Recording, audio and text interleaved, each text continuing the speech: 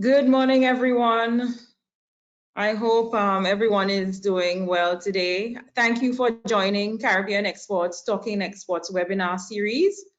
I'm happy to see so many familiar names today. So on behalf of Caribbean Export, let me thank you for your continued support and engagement. My name is Natasha Edwin Walcott. I am the Senior Advisor, Competitiveness and Export Promotion here at Caribbean Export, and I'll be your moderator today. As many of you are aware, Caribbean Export, our work is to support private sector development, supporting SMEs to become competitive. Over the series, we have looked at various responses to the pandemic, such as cash flow management, how to communicate with customers, leveraging social media, branding, managing your supply chain. All of these are useful business strategies, of course, that immediately come to mind when considering responses for the timely rebound and recovery. But today we want to look at your human resource, your team. How are they faring in this crisis? As the COVID-19 crisis changes our workplace dramatically, SME leaders need to adapt quickly. Leading operations within a digital space will require rapid learning on the technical side, so SMEs can meet client needs in this new space. It will also require leadership adaptability on the people side to respond to and interact positively with team members to help them navigate, help them participate, and contribute towards more sustainable businesses in this new and evolving world. So with that in mind, it is my pleasure to introduce our facilitator this morning, Mrs. Norma Shorey. She is a certified management consultant and the managing director of Catalyst Consultants. She's a specialist in change management and organizational. Norma has 30 years of experience working with individuals in both the public and private sector throughout the Caribbean and internationally. Norma is a skilled facilitator and trainer in participatory methodologies and has a passion for working with people, helping people to be more effective in organizations and assisting organizations to be more effective with their people. She has facilitated a number of workshops, several national, regional, and international agencies, including Caribbean Development Bank, Caribbean Export, USAID, DFID, etc. She is the immediate past president of the Barbados chapter of the Caribbean Institute for Certified Management Consultants, a member of the International Women's Forum and the Caribbean Facilitators Network. She's also a she's also a member of the Human Resource Management Association of Barbados. So Norma, just before I hand over to you, just a few housekeeping matters as usual. We invite participants to post their questions in the question pane. If you have any question, you could raise your hand using the panel on the right, and we will stop periodically to take some questions. So Norma, if you're ready. I am indeed. Thank you very much, Natasha, and good morning to every one of you. I know that you come from many different spaces, businesses, small businesses, organizations, and I'm really delighted that you are joining us this morning. This morning, my focus is to provide some tips for leaders in turbulent times. And I remember one of the most turbulent times that I have experienced. I was on a boat between St. Vincent and Bequia. Now, those of you who have been to Bequia know that that crossing on the ferry can be a little bit rough sometimes. This day, there was a sudden squall that came up, and it looked to me as if the waves were just going to topple the boat. And of course, the people who had been on that crossing many times knew that that was something that was kind of normal. But for some of us who had not been on this before, we were just sure that that boat was going to capsize. And it was tossing, and I was feeling really nervous and anxious and afraid. Would we reach our destination? And I looked up at the captain of the ferry. And he was as calm and cool as a cucumber. He was moving the boat adroitly, steering so that he could move forward. He knew his destination was Beckway. And he was able to just guide the boat and deal with the waves because he was in control of what was happening in the boat and in control of how he was moving between the waves. And as I was preparing for this presentation, I thought, wow, that is so apt. Because our world is in turmoil. It is upside down. We are tossed by so many turbulent waves of change. And the question is, how do we navigate expertly? How do we cope with this? As leaders, we have a double responsibility, not only to maintain the balance for ourselves, but also to maintain the balance and keep our businesses running. And this morning, those of you, there's some of you that are from larger businesses, there's some of you are from individual sole independent consultants, there's some of you that are providing professional services. But all of us have been significantly affected by this turmoil, the COVID pandemic, which has impacted our world. We are actually living in a VUCA world. And some of you are already familiar with the term VUCA. The volatility, it's unpredictable, it's unknown, the uncertainty, it's totally unknown. There are many moving parts because at one level, we are completely, we are very much more linked internationally through the technology, but at another level, we are still so dependent on electricity. Can you imagine what would happen in our world if everything failed in terms of electricity? It's tremendously complex and interconnected. And of course, there is the ambiguity where everything is open to different, not everything, many things are open to different interpretations. There is so much fake news around that when we get a message, we have to ask, wait a minute, do I need to go to Snopes.com and Google and just check out, is this true? So this world is an upside down world. There is no normal. And we have to ask ourselves, how do we navigate? Because as leaders in our businesses, we have a tremendous responsibility to our team members.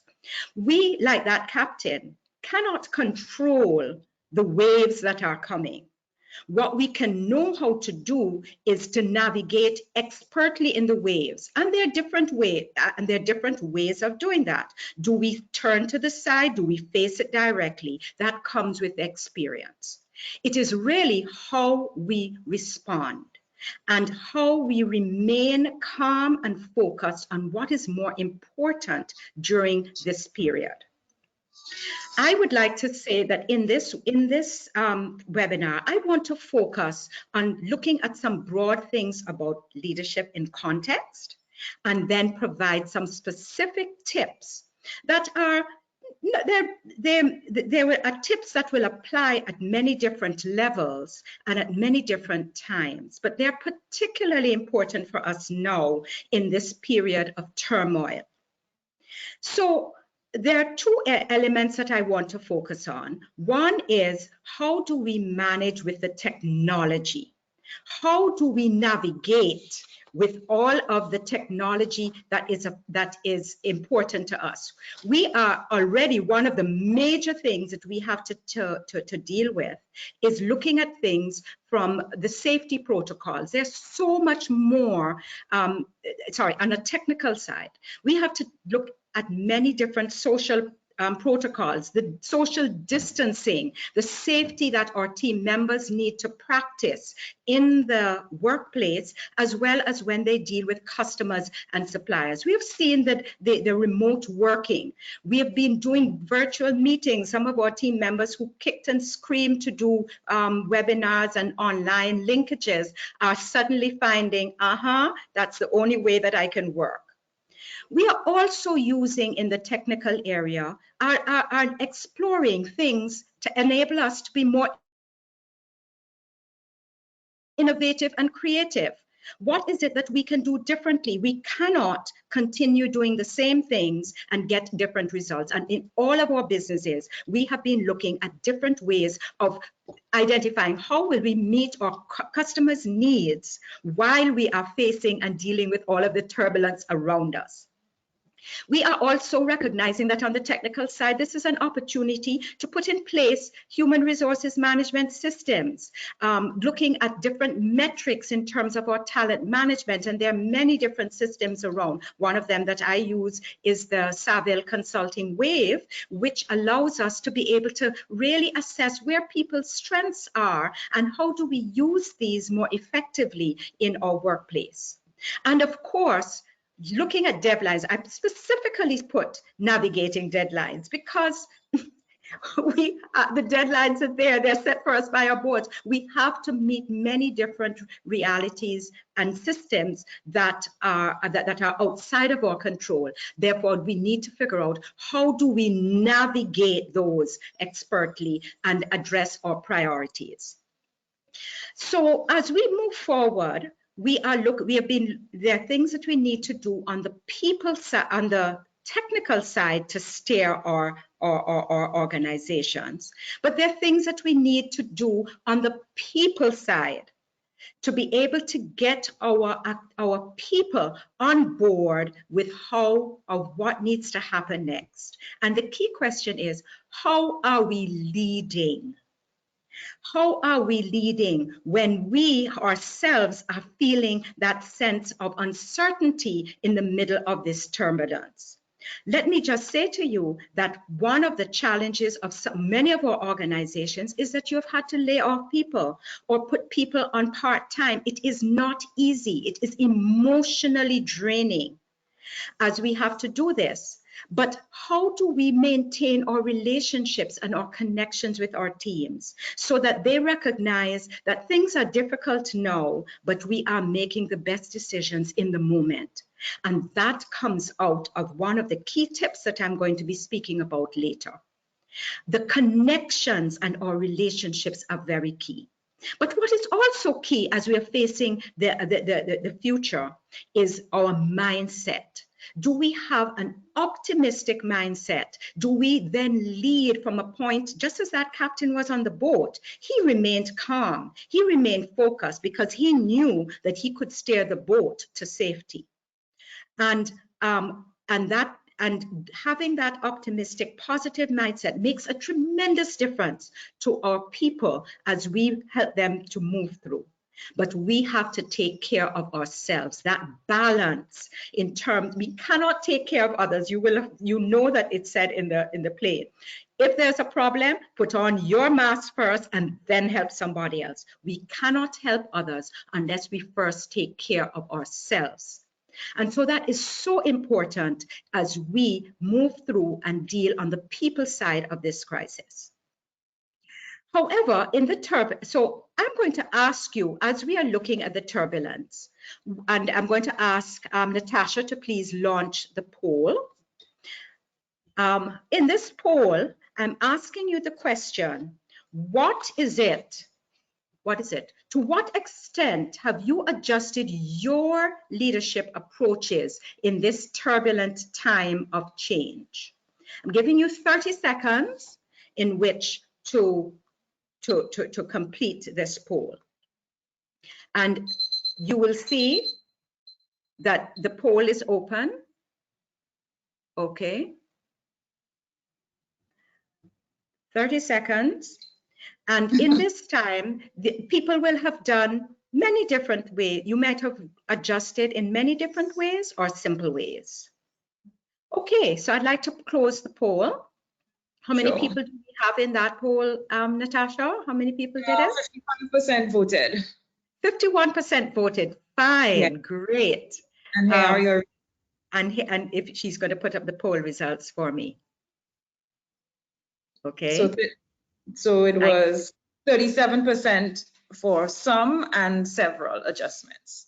Okay, I'm not seeing the results of the poll on my screen.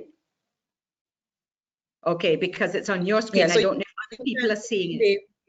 several adjustments, sorry. Another 37 saying they've made some adjustments, and 24% I have made a few. 3% I am continuing as usual.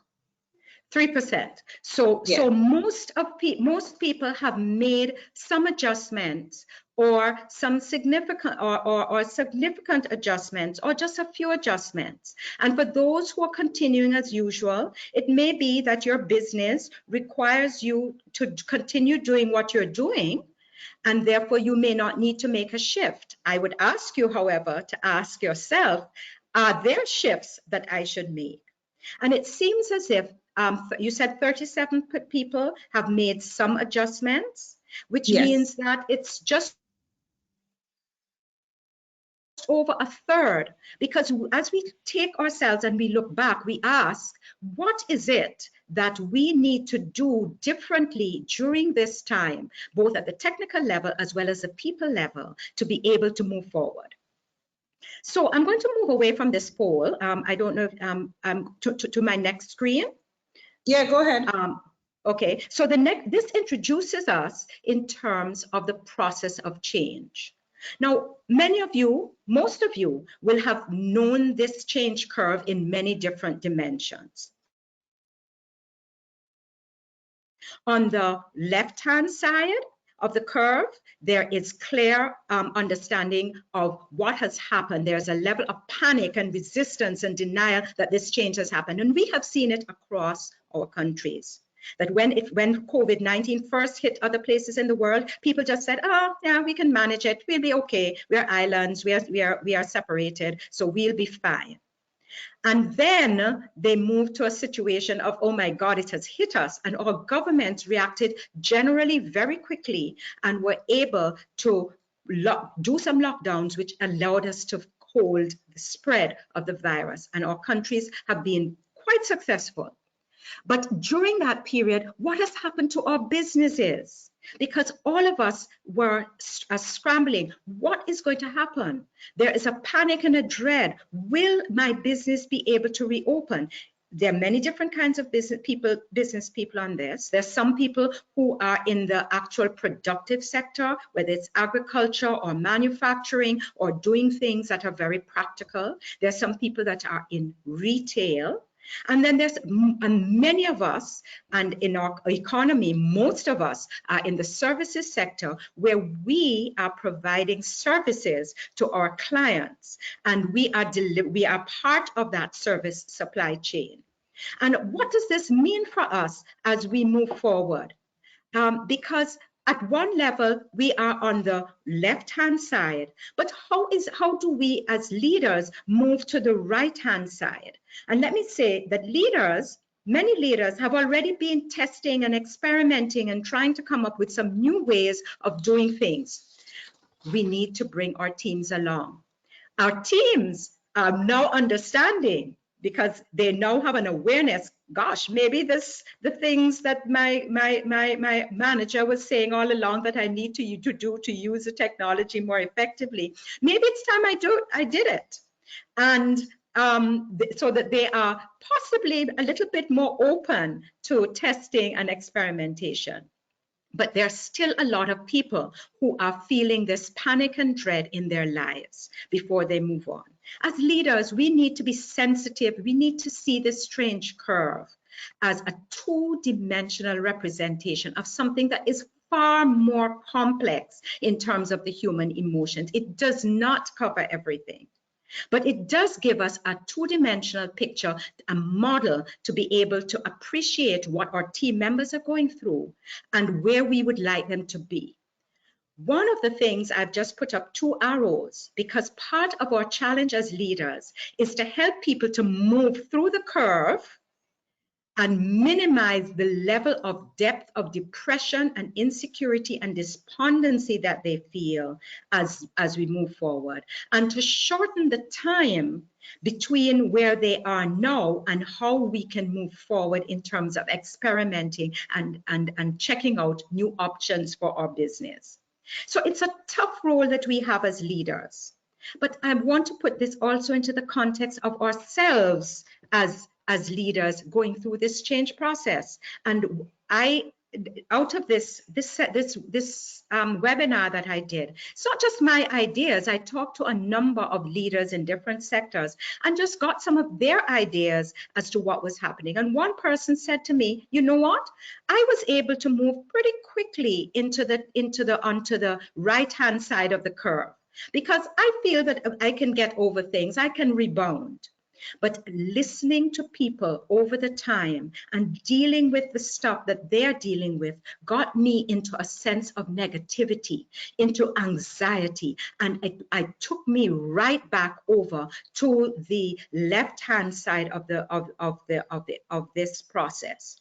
And it's only after I was able to chat with a number of people and express myself and express how I was feeling that I was able to put it into perspective. And I know that I need to take care of myself so that I can be valuable to others. So it is that inner journey, but it is also recognizing that you as leaders need to be empathetic to what people are going through in this process of change. So, shall we take any questions when you're ready? Yes, you can. Yes, is there a question there? Because we're actually moving on to the next segment, so I'd be happy to entertain a question. Go ahead. If you have any questions, please pose them in the question. You could raise your hand. I don't think there are any. They're mostly any questions.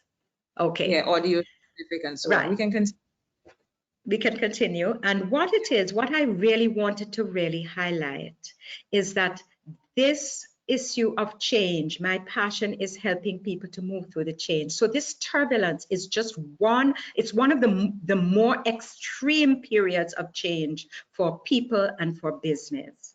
But the change process happens regardless, even in small things.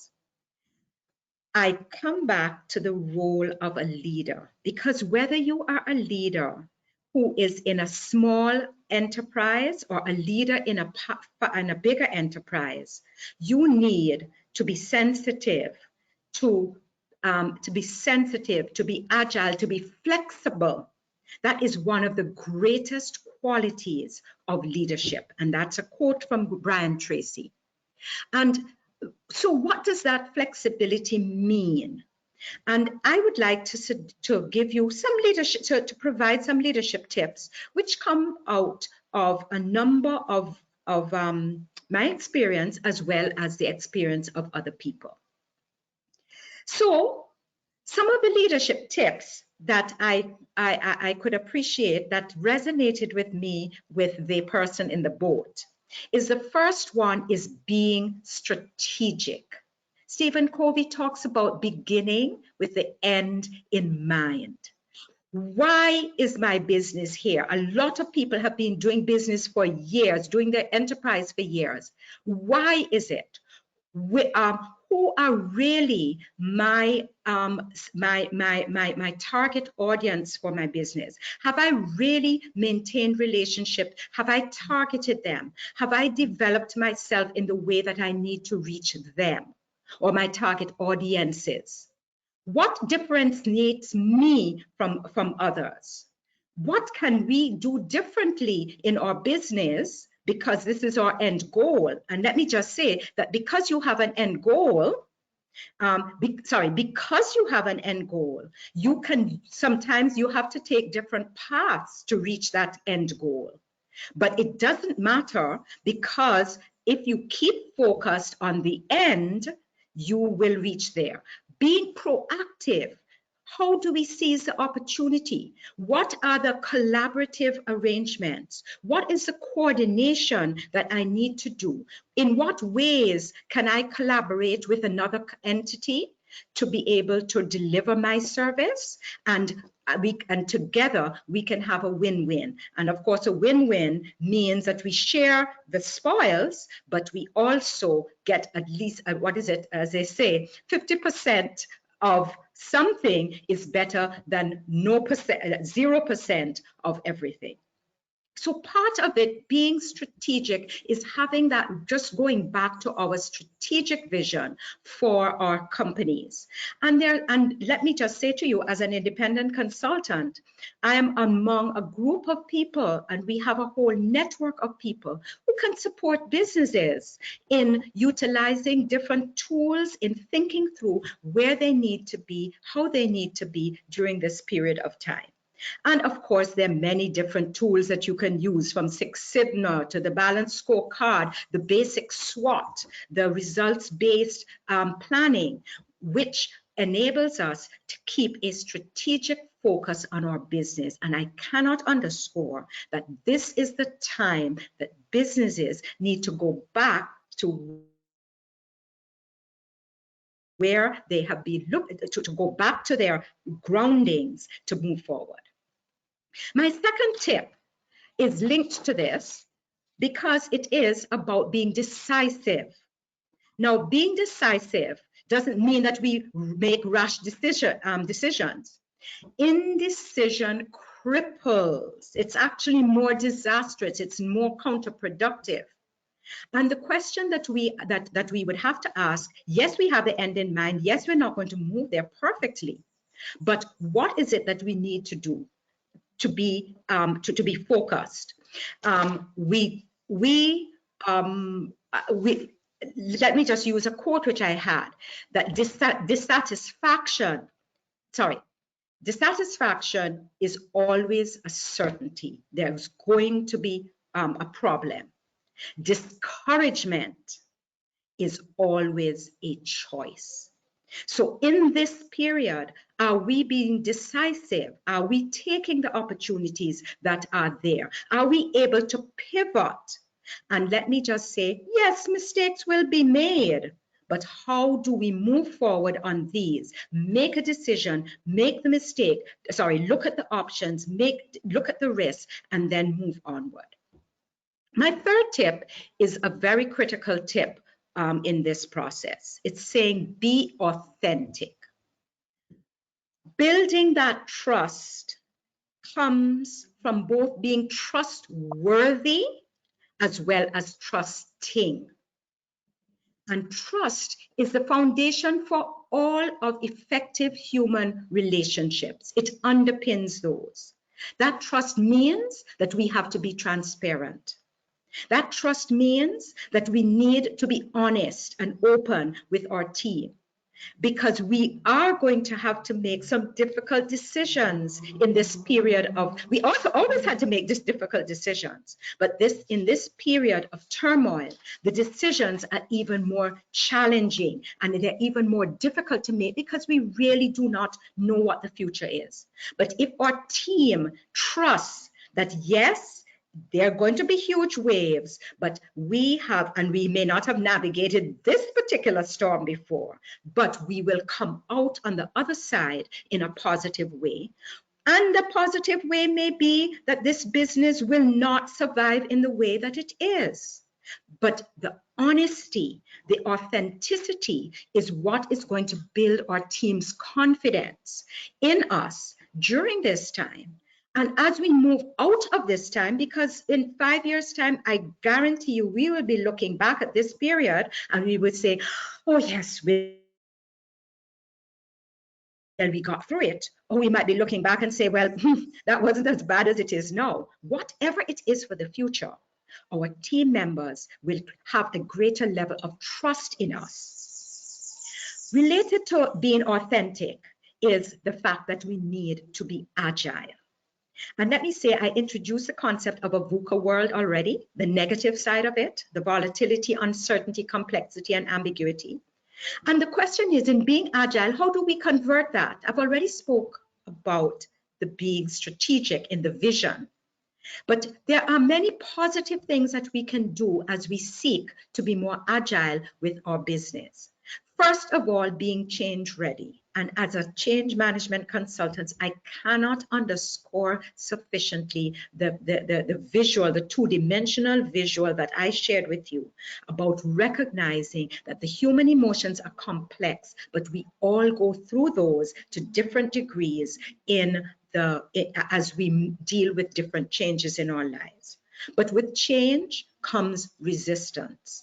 And we already know that when we have introduced a new method of doing things in our business, when we have introduced a new process, when we have introduced a new technology, when we have introduced just people operating a different workflow, there have often been resistance to that. We can anticipate that and plan for it.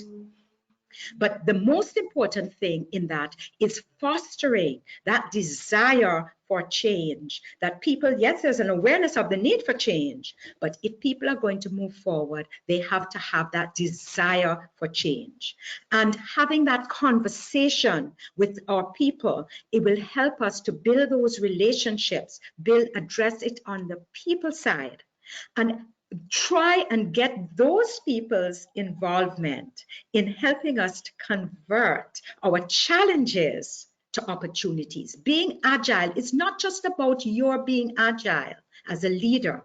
It is being agile in being able to pick up some of the ideas that people had, some of which may not work now, but the very fact that you are opening the door to creativity and enables people to say, I wonder if this would work. I wonder if this would help us. And it builds that linkage.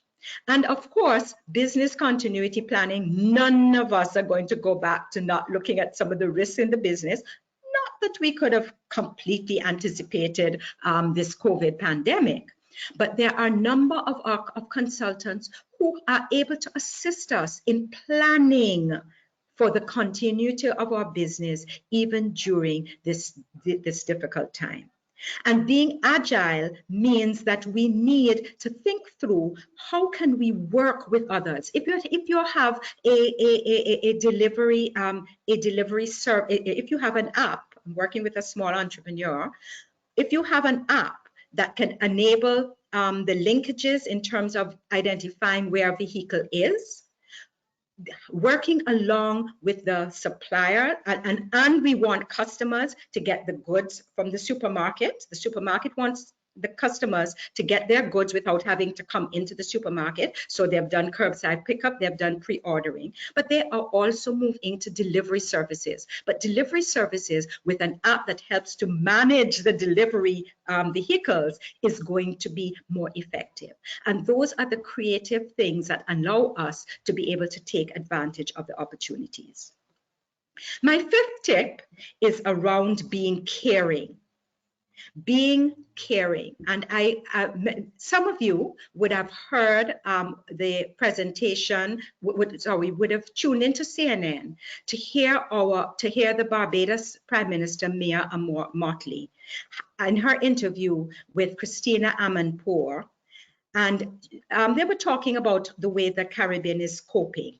And one of the questions was that Amanpour asked her, she said, I've noticed that around the world, there are a lot of female leaders. Where there are female leaders, the countries seem to be handling the pandemic for the most part quite well. What would you like to say is the difference in that? And our Prime Minister Mottley said, because we care. And it is not just for female leaders to care, because I know male leaders who are tremendously caring of their team members. They are dedicated. You're compassionate. People have been going through some very challenging situations in their home lives, and yet you are asking them to perform effectively at work. When they know that you care, that you can speak to them about what they have done, about what they're doing, about their families, about what is it that is challenging for them, that makes a difference in terms of how you are able to influence them. And being caring, it means that you are supporting your people who feel powerless in the ways of change, that you are able to counter the emotions that they are facing themselves, the fear, the anxiety. Will I have my job? Maybe I won't. Is there something else I can do? Are there skills that I can utilize? And helping them to think through some of the options for themselves comes out of that caring and helps us on our companies and our organizations to be more resilient. Because what we are doing in our caring is using our empathy to appreciate people more differently and enable them to come to a different understanding of how we can move forward together. And of course, everybody knows people do not care what you know unless they know that you care. The sixth tip to me is a very important one. And it's one that I've been seeking to practice. We are often, our minds are full of the craziness, of the negativity, of all of the things that we have to do as we are moving forward and coping with our own world, whether it's on the personal level, with our children, with our family, with our adult parents. We are just coping with a lot of stuff that is buzzing around in our minds. But we need to move to a space and of being more relaxed. When our minds and emotions are more relaxed, we can think more clearly. Being mindful means that we pay attention to ourselves in the 4 dimensions of our life. In the mental dimension, shifting our mindset to one of optimism as compared to defensive pessimism. We are also taking the time to care for ourselves. Care for ourselves, yourself, myself. And that caring on the physical level, and excuse me, I'm pointing a finger and 3 fingers point back, because how many times we get up in the morning, we take a cup of tea, coffee, whatever it is, we settle down at a computer, and then it's 11:30 and we haven't had breakfast. Not good, either for the brain or for the body. Taking time to care for ourselves, and I need not talk about the exercise. Some of us are doing more of it and some are doing less of it. And of course, drinking water. Building our relationships is very key, and enhancing our relationships. And I know that many of us in our relationships have felt tremendous because we have connected with family via the internet in ways that we have not, the virtual meetings, the Zoom meetings, which have actually helped to strengthen our relationships, both with our families here and abroad, and also with our colleagues. And one person said that what has made the difference is that she has been able to, as a leader, having our weekly Zoom meetings is something that people look forward to during this period of turbulence, because they have an opportunity to share and do things differently. Drawing on our inner resources and power has to do with the spiritual dimension of ourselves. Drawing on the divine guidance that is available to us if we would only be silent and listen. And of course, this is the cliche that if you rearrange the words in silent and listen, they are the same. We cannot gain and draw from our capacity, our intuition, unless we are mindful. We take the time to stop and listen to our inner capacity to grow and the ideas and intuition that are able to come to us when we stop. And then the last one I have is living in gratitude, not living with gratitude, living in gratitude, because indeed in this Caribbean, we are so blessed. Just our weather that doesn't, I keep telling my North American friends, you all just didn't train your sun to shine, because when it shines, you didn't train your sun properly. When it shines, sometimes it shines and it's cold weather. We have our sun shining bright, shining all the time and giving us warm weather, but we are fortunate in that way. But being grateful for what we have and finding the ways across the region, there's so many connections that we can make to strengthen our enterprises and our businesses, to strengthen our services, to support each other in different ways. Let us take those. I've given you 6 tips. 6 tips, which to me are part of the end of that steering wheel. And in these turbulent times, it reminds us that as leaders, we need to be strategic, think boldly, broadly, take the time to develop plans and be decisive, and knowing that we will make mistakes, but our people want somebody who is the captain of the ship, who is decisive and able to move forward and know when to step back and say, I made a mistake, let us pivot and do it another way.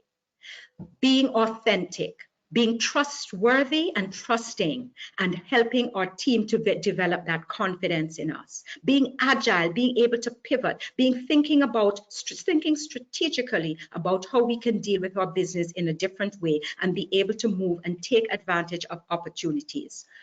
Taking into account the caring aspect of our people, and then being, most of all, mindful of being able to calm ourselves so that we can take care of ourselves to be able to take care of others. Being mindful, drawing on our intuition, taking care of ourselves so that we can be the leaders that we would like to be. Ladies and gentlemen, you are coming from all over the Caribbean. None of these tips are new for you. But the question is, and I asked you in that poll, how much have you done? How much have you done to adjust yourself, your style, to the turbulent times, to the turmoil that we are facing, to the challenges that we are facing in our businesses, and creating opportunities because we are utilizing these tips, not only these, but things that other people have had.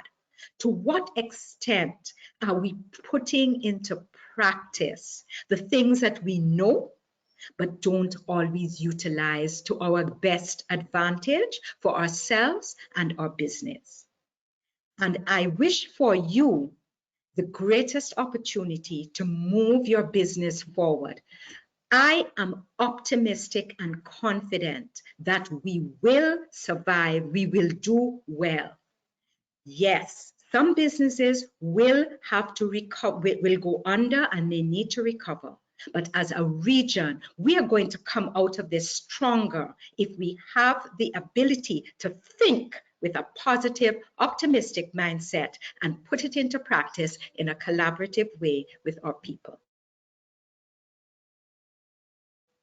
And so on that note, I would invite you to share any questions that that you have. This is a Q&A session. Now I open myself to some of the questions and points that people may want to share out of your own experience as to how you have been able to adjust. So Natasha, have we got many? Yes, we have some questions. Thank you for that, Norma. Thank you for your perspective and how we can those times. I will allow the participants to ask the questions. Devindra Chattagoon, I think you have 2 questions. Let me unmute. Okay. Devindra, you can go ahead.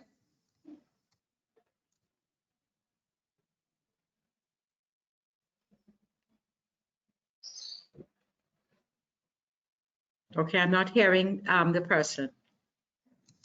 Has she written a question? Hi, thank you. Good morning, Ms. Shori. Thank you for the presentation. Yes. I will ask the first question and I will defer with the second question, which really is tangential. The second question is about Six Sigma, so I'll give other persons the opportunity to ask. But the first question relates to your slide on the process of change and transition, yes, that graph you had put up. And I had asked the relative time. I know, of course, it's difficult to say whether it's 2 weeks, 2 months, or 2 years to get from the left to the right, but relatively speaking, what have you found in terms of the time it takes for companies that make that change without consultants versus having consultancy support? So that's my question. Thank you. So the question is really, will the support of external resources like consultants help you to make that shift more effective, more quickly? I don't. I'd like to have a relative time. Does it shorten it by 20%, by 50%, and so on, based, of course, on your experience? Thank you. I would say to you that having external resources and having consulting resources is always an advantage to businesses, because you can draw then on someone else's experience in a very positive way.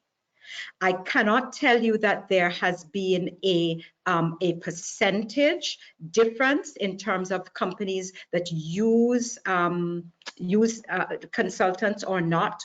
All I can say is that the companies that I have worked with and many of my consulting friends have found that have worked with have found that they have provided good advice that has helped their company to move forward. But this time period just depends on the business that you're in.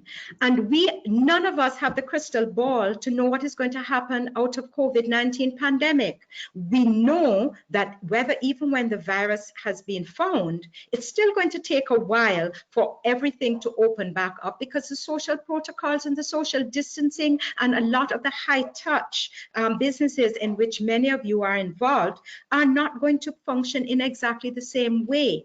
So I can't tell you in 5 years' time that things are going to be back the way they were. No, I can't. What I do know is that when leaders take the time to go within and to draw on the resources from without and to seek collaboration, it will enable us to move through this time and get our business back on track. Even though the waves are there, our businesses may be able to maneuver in those ways more effectively. Okay, and thank you very much for that question. Can I have another one? Anyone else, Natasha? Joan Leacock. Joan has a question. Yes, go ahead, Joan. You have to unmute your mic. Yeah, it's unmuted. Oh, hello. Okay. Sorry. Yes. I wrote the question thinking you'd just read it. But good morning, everyone. Hope everybody's well and keeping safe. Yes, another beautiful day in paradise. Yes. I'm asking a question pertaining to when you talked about trust and honesty of the agency. My question was, what happens if the company or agency has never operated on a model of trust and honesty? And I'm sure a lot of us have been in a situation where we've worked for organizations who've been a little less than honest in their dealings. Remembering one has to earn the above, and if it didn't exist, it's difficult for others to ride with you along the turbulent wave. What do you do in those instances? I think that you're asking two questions, Joan. One is, what about the companies that have never really exhibited that trust completely and built that trust with their team members? How do you build it now? That's one question. And I think that the other question is, how do I, as a team member in an organization, operate when I don't trust the leader in these times of change? The two sides of the coin. Guess what, Joan? I don't have a full answer. When I talked about operating, building trust, what is tips for leaders in turbulent times? Some of these tips apply in any times, but they are more critical in this time of turmoil. And I have always said to the leaders that I work with, if you do not build the trust with your team members, you are not going to get the best out of them. And maybe this time of turmoil has actually opened people's eyes to the fact that they need to pay more attention to their people and be more trustworthy. And trusting, I tell you, one of the things that leaders have found is that they have to be more trusting with people who are working remotely. They're not going to be there. All of our culture in the Caribbean, you must arrive at work at X time and leave at X time. At many different levels, there's a lot of presenteeism. Now we are talking about building a different dynamic of work where people are working remotely. That is a tremendous change, and many companies have already said, wait a minute, we don't need our bricks and mortar for the kind of services that we provide. We could have some meeting space, but we don't need to have everybody coming in every day. And they are shifting and pivoting. But part of that is that they are trusting their team members. Now, you can't build trust unless, sorry, you can't be trusting unless you have systems in place in terms of agreed deliverables, not deadlines only, but deliverables and clear expectations, and you're able to communicate effectively. And this time, and the opportunities that it offers us in terms of our use of technology is complementary to the fact that we need to build our linkages with our people even more effective. So to answer your question, trust, where there has not been trust, it is very difficult, and leaders who have not been trustworthy, deserving of trust, are going to find that in these turbulent times, it's going to be even more difficult for them to come to work along with people. Okay, and another question. Yes, Hermina Augustine, you can proceed.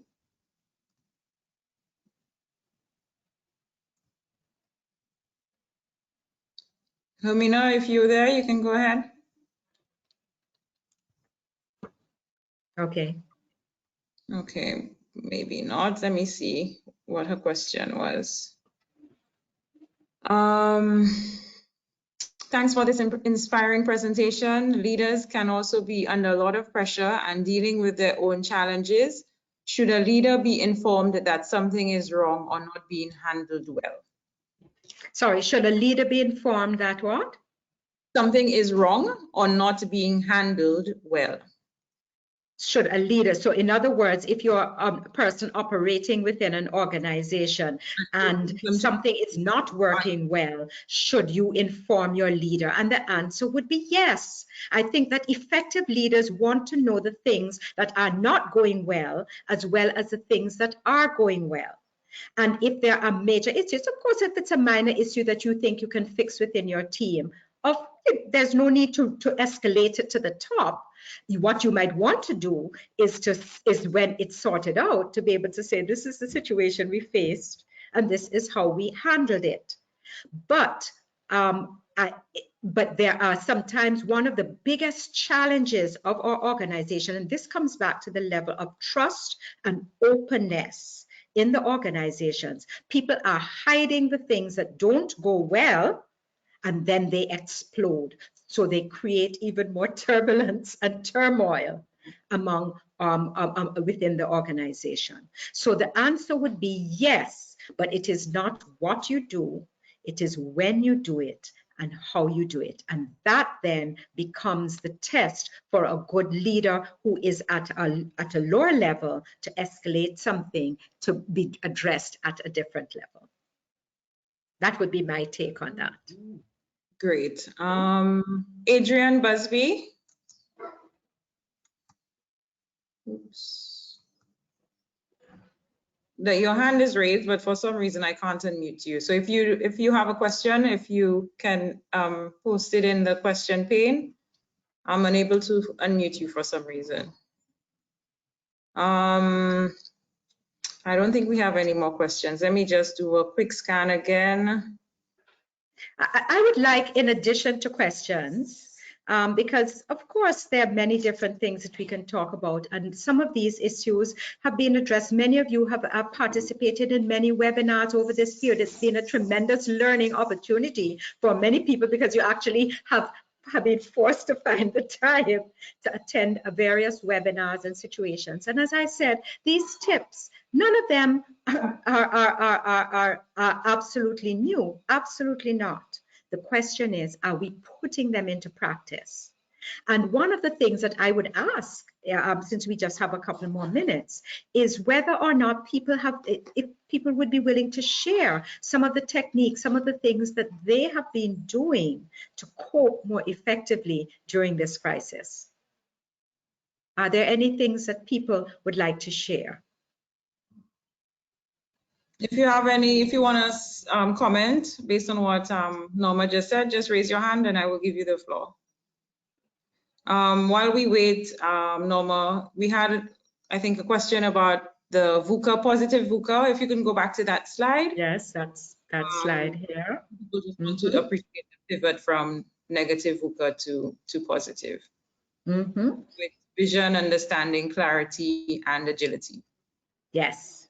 And what we are trying to do, because being agile, I mean, you can look at agile in many different ways, but it is linked directly back into the 6 tips in terms of having that vision is being strategic, having that understanding, dealing with our people, caring for our people, having that ability to be compassionate and concerned, and also at the last one, being agile, being able to move, to be able to shift, to be able to pivot my business in this time. And it is not easy.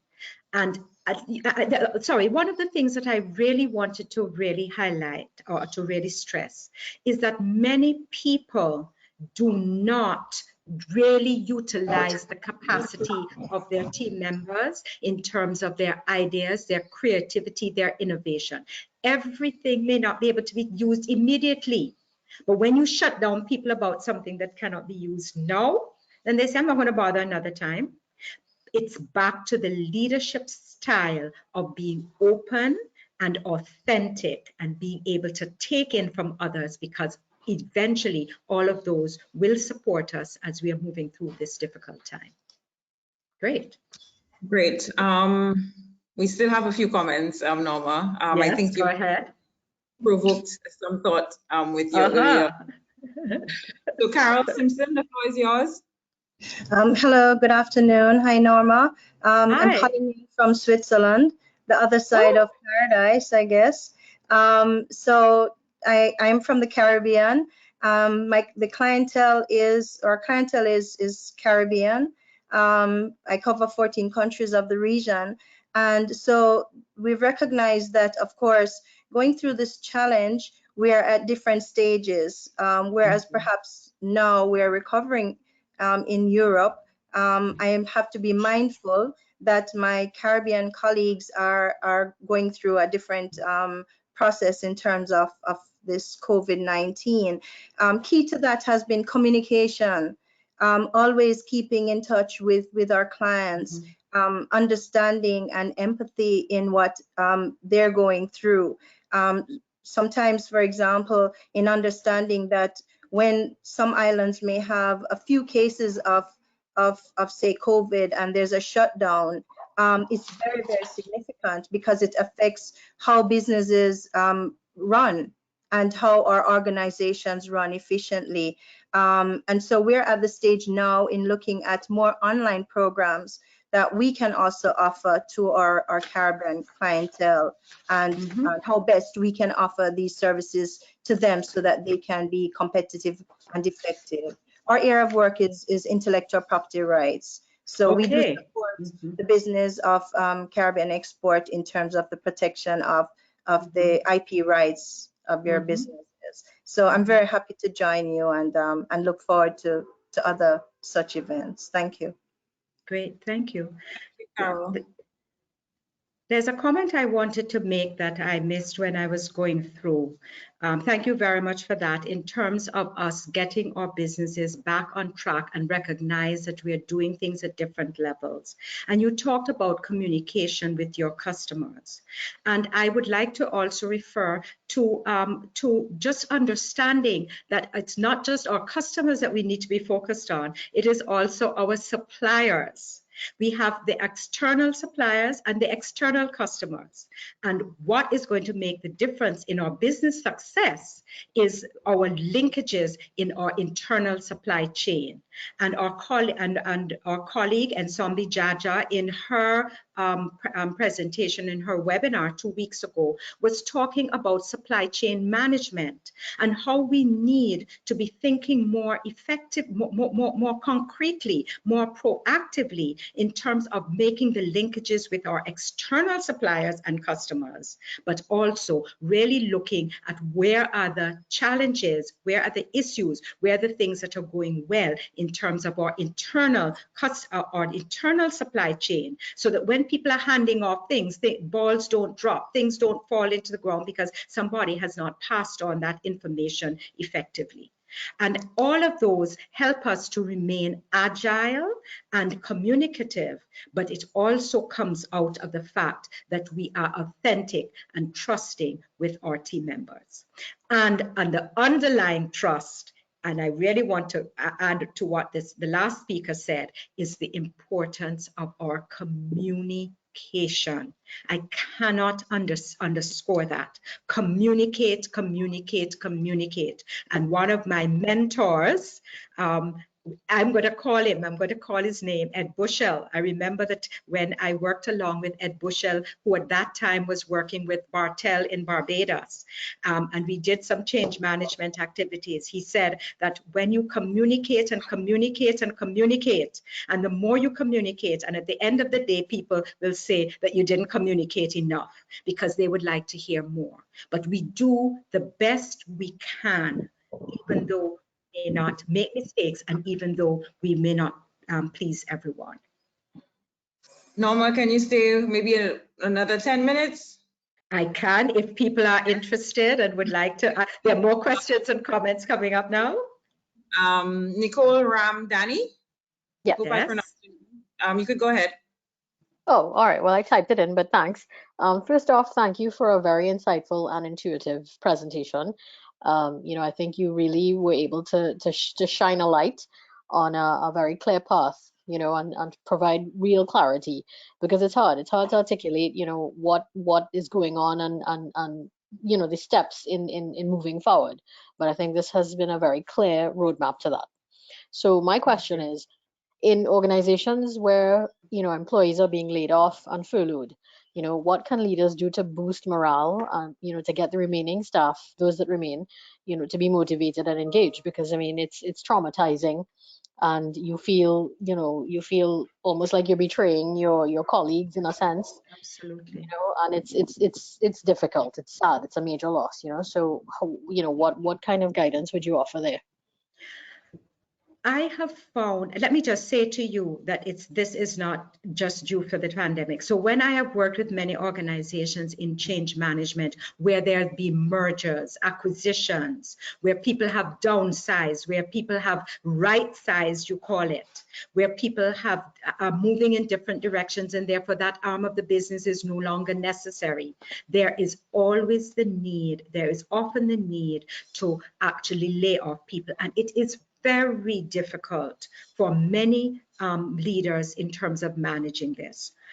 One of the things that I have found most helpful to people is to understand the change process itself. Now, the change curve that I shared with you is not the same change curve that I invented or I designed. It is very much there when you go search change curve, and there are many different versions of them. But very often, what people do not fully appreciate is the fact that what they're going through is normal.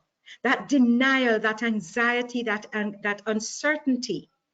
And when you put it in that 3 dimensionals, you can then ask the question, what is it going to do? What can I do to help to move? What can we do to help us to explore some new options? One of the things that some organizations have done, many organizations have done, is when they've had to lay off people, what they've done is organize some additional training courses and classes to help those people explore some new avenues for themselves. And having the dialogue among the people that remain, because the people that remain are also feeling a little bit uncertain and insecure in many cases, having the dialogue about people's feelings and pressures they face sometimes lifts the burden.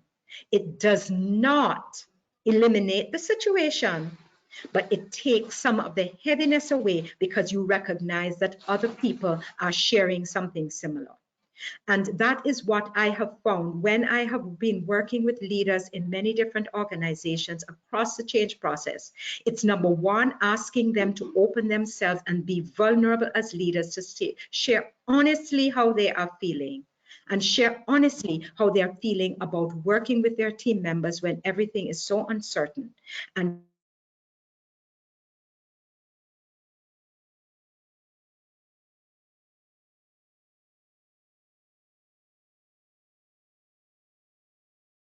I'm not sure. Seems like there was an interruption with the internet.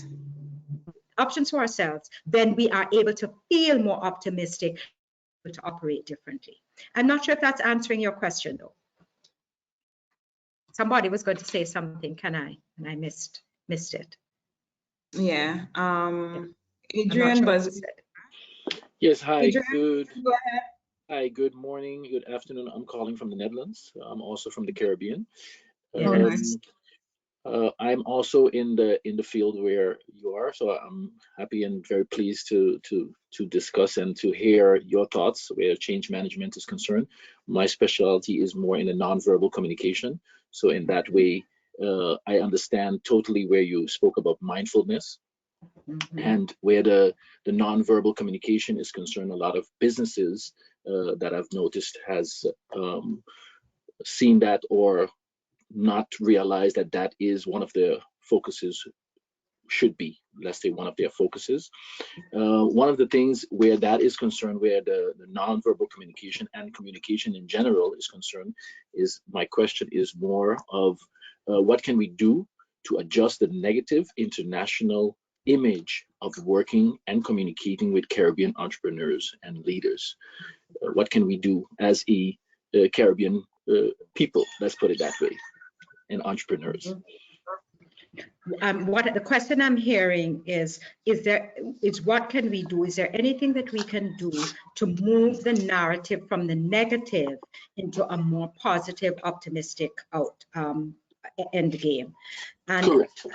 I'm not sure I have a full answer, but one of the things that it's amazing how many people are glued to their TVs and to watching the negativities that is happening across the world.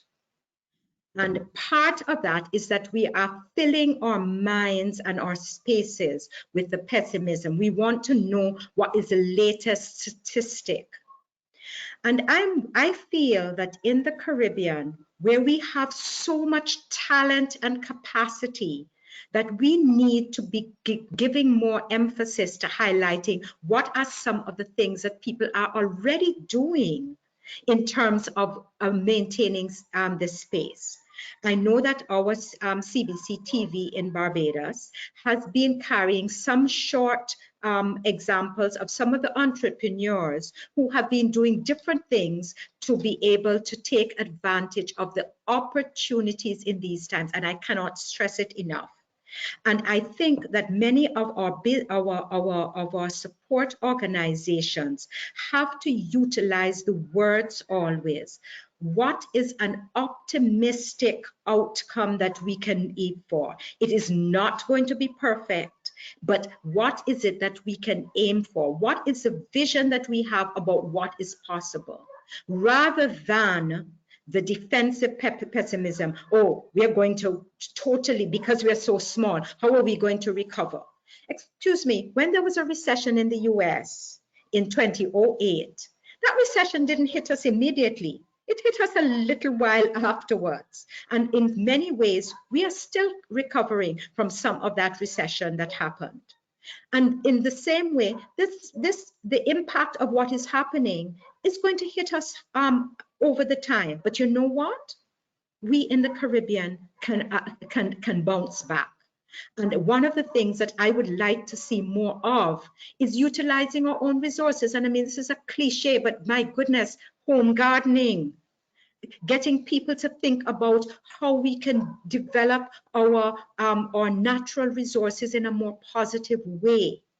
And I think that if we can get our support organizations are already doing a lot of it, but it is getting people to shift what they're thinking about the opportunities. What are the opportunities?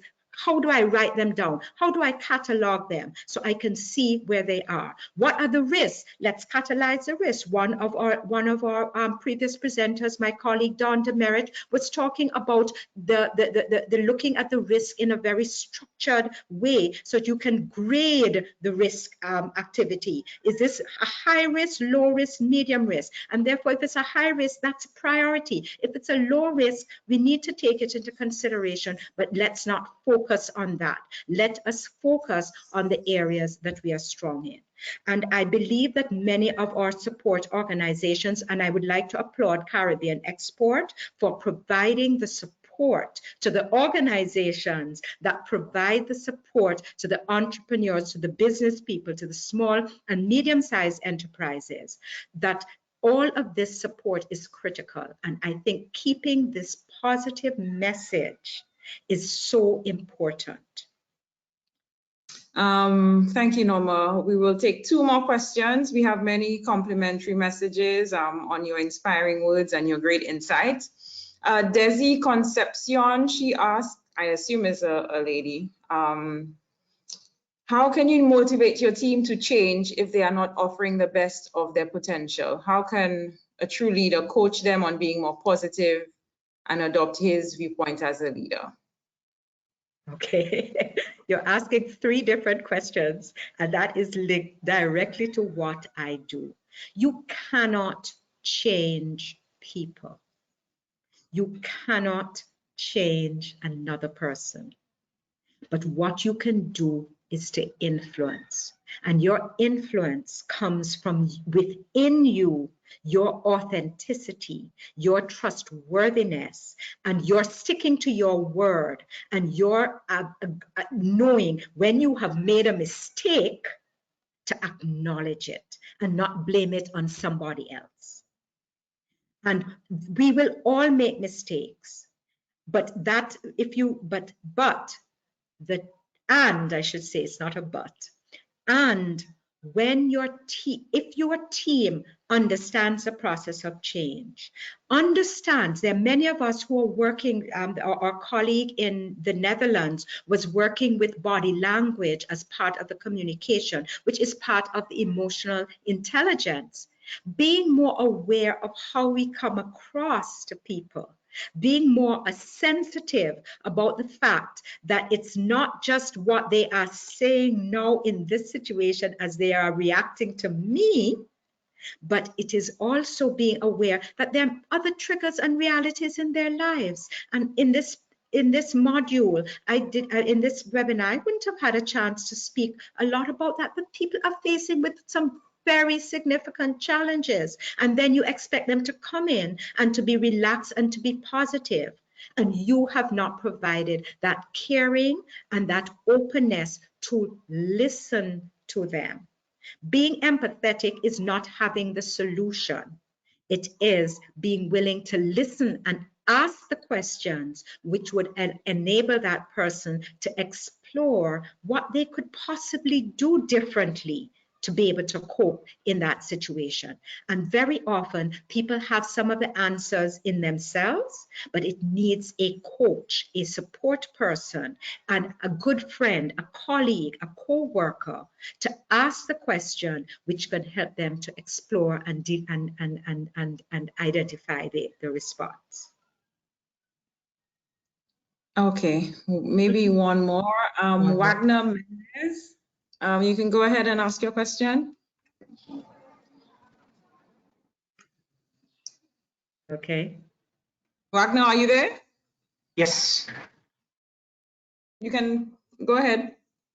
Okay, I'm a management consultant. I'm just finishing a consultancy for Caribbean Export. If you're related to Caribbean Export, you may have heard of my name and a recent trip to Haiti. But this is supporting the cocoa sector in the Dominican Republic and also Haiti. And my question is, we're planning to support the sector, but now how can we make all these suggestions for these adjustments for new projects that Caribbean Export is planning to support different sectors, because we're just finishing before this pandemic, and what to do, because I was stressed when I was asked, can we consider some adjustments? And I said that maybe that will last until the end of the year to finish what we're supposed to finish now. But how to make those adjustments for to support different sectors? Okay, Wagner, it sounds like this conversation needs to be taken offline and not something for this webinar. So if you can send us an email at nwalcott@carib-export.com, and I will be able to direct your question regarding your project. Okay. But, sorry, but I just wanted to say that one of the challenges that many organizations, donor organizations, support organizations need to do is themselves be more flexible with the deadlines of when things need to be done. And I think that that is part of this pandemic and the outcomes from the turmoil is going to help us to ask some of those questions so that we can really respond to people's needs. But I agree that the details on that definitely would not be appropriate for this session. But I'm going right back to asking ourselves as leaders, do we have some flexibility in some of the deadlines that we have set for some of the projects that we are doing, that we are managing in our sphere? How are we pivoting? How are we finding different ways of outsourcing our skills, outsourcing resources to be able to manage those? Okay, thank you. Okay, yeah, so in short, even with us, our activities, we've had to stall and rethink many of our activities that we planned for the year. A lot of our work now is in the virtual space, these webinars, and we're producing a lot more. So for sure, I guess leaders need to, like you say, be agile. And perhaps in closing, we had a question about leadership styles. So maybe in closing, Norma, you may want to briefly touch on the types of leadership styles. No, excuse me, should I start a new webinar on leadership styles? Actually, I know it's quite a broad area, but perhaps we can close on that because we had a question about that.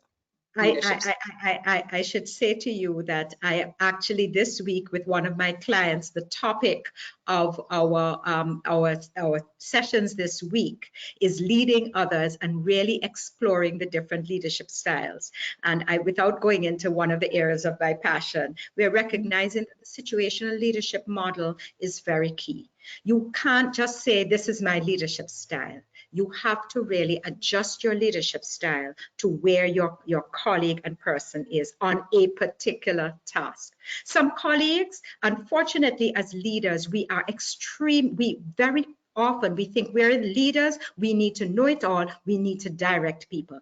There is a time for a directive leadership style when somebody does not know. But many of our people, many of our adults, most of our professionals have a good understanding of what we can do. They may not be doing it, but is it because they don't know or they don't feel motivated? And that is where then the coaching style of leadership, which is high supportive and yes, some undirective, the coaching style, which is highly supportive and directive, as well as the supporting style, which then pulls back and lets them go out and says, you go and do it. You know what to do. Go and do it. Work at home. Bring me the things. Send me the stuff. And then let's discuss it. Because right before you were on the board of saying, do this, do this, do this, do this, instead of enabling them to develop their own creativity, encouraging them to be able to explore some of their options and not jumping down on them when it doesn't work perfectly. Because if I get kicked back for everything that I have tried, I'm going to say, I'm going to wait on you to tell me exactly what to do.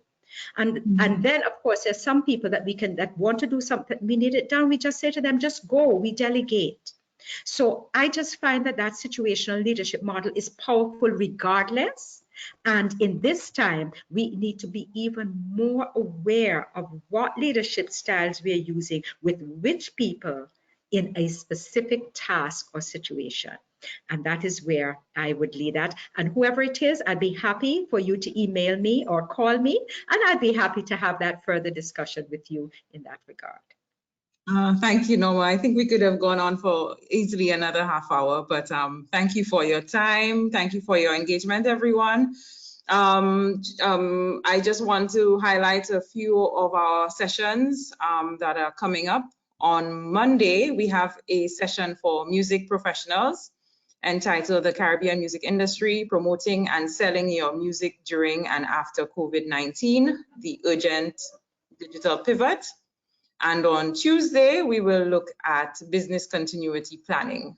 We also hope to have a series on e-commerce fairly soon. That could be as early as next week, Friday. So stay tuned to our social media pages, our website, look out for our email blast.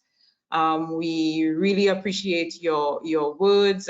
We had very many comments on the platform saying how much they appreciate the work of Caribbean Export and the series. And of course, to you, Norma, thank you so much. I think this presentation certainly resonated with many because it was relatable, it's accessible, it's people. You know, all of us have been tasked with working from home. I think this is week 10 for me, and I've had my highs and lows. So it has definitely been challenging, you know, being more introspective and so forth. And certainly we have to continue the work, whether it's to support our SMEs as Caribbean Export, but everybody in their own personal and professional lives. So certainly I just want to say thank you for this, this informative and insightful presentation. And I'm sure many might have taken down your details to explore the topic further. So on behalf of Caribbean Export, let me wish everyone a pleasant good morning, and we hope to see you again next week. And thank you very much, Natasha, and thank you all for participating and asking your comments and being with us. And I really appreciate this opportunity to connect with you all. Very good. And for those who are the webinar, we will have a short feedback survey that will be launched, and you will also receive the recording and presentation in that fairly shortly. So thank you again. Great. Bye-bye. Thank you.